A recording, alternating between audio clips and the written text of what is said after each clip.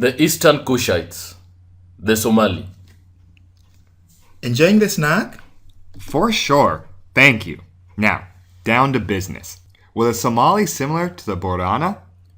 They were both nomadic livestock herders, but had slightly different ways of living. What do you mean? You see, the Somali were divided into 6 different clans. That is, Ogaden, Degodia, Gure, Ajura, Hawiya, and Gosha. Each clan was made up of large extended families. They each had a specific territory but had to use it or else it could be claimed by another clan. Oh, wow. So, since they were nomadic and had to use the territory given to them, they had to use temporary housing often then.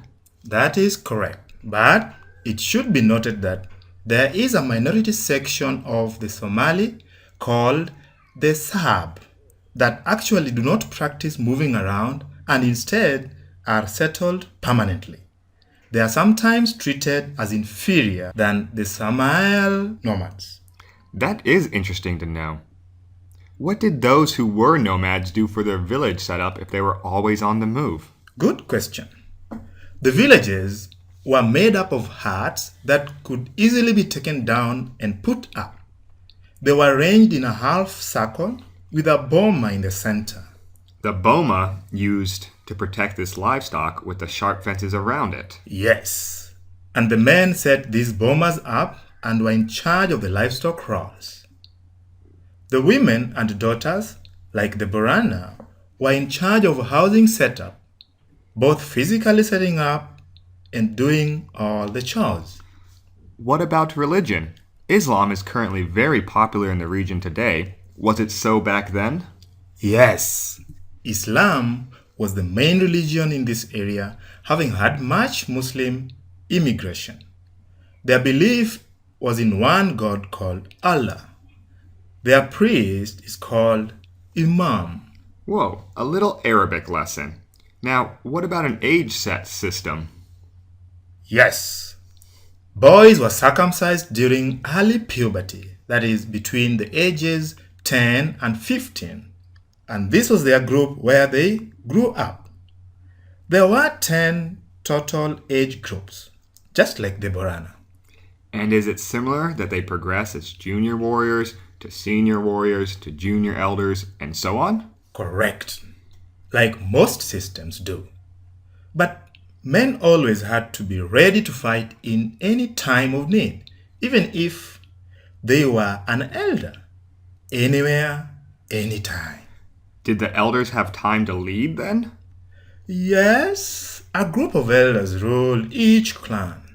Their duties included keeping the peace between the families, wartime matters, and involvement in ceremonies, both religious and general meetings between clans.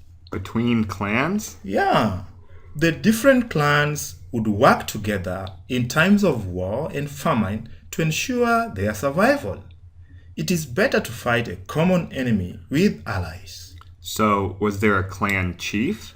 There was an overall chief called the Sultan, but this was passed down from father to son, and his ruling never overruled the Council of Elders vote. He was mostly used as a diplomat or a politician between the clans. Like, when a drought occurred and the clan needed to give water, they sent him to go ask. That is correct. Wells were very important and were often a source of fighting. And this may seem obvious, but livestock was a big fighting factor as well. Correct again. As I mentioned, there were also nomadic livestock herders and kept camels, cattle, sheep, and goats. The animals provided their livelihood, giving them milk and blood to drink and meat to eat, seeing as fish and cuckoo are not common. The animal skins were used often, I bet.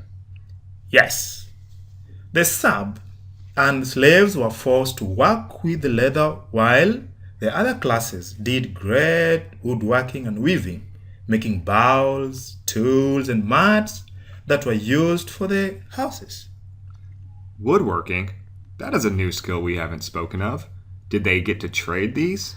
Of course, trade was done between clans and even between communities. They were mostly interested in getting grains, iron tools, and salt. Very little need for other crop products. Salt. Salt.